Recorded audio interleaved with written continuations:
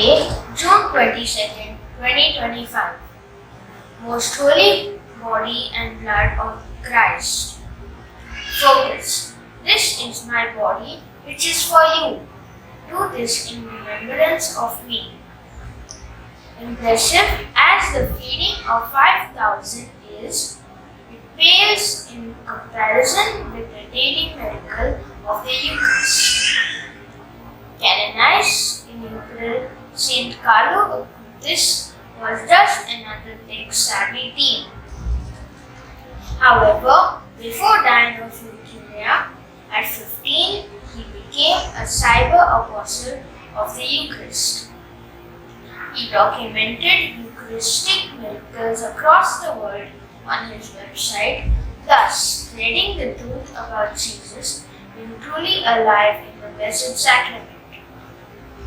We often hear of how unmanageably love touches hearts and lives. Well, so does Jesus. The saints testified to God's love, tirelessly working to share it with everyone.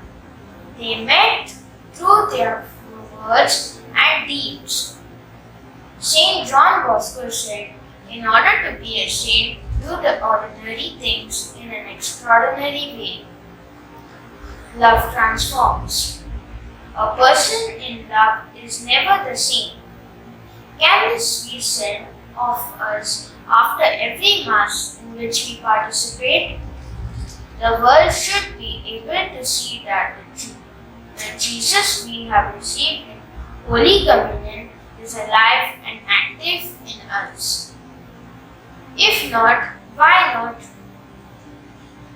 A love so great and selfless proven by his ransom sacrifice on the cross ought to change our lives, our families, and the world for the better. It is time to review and correct if necessary. Fruit.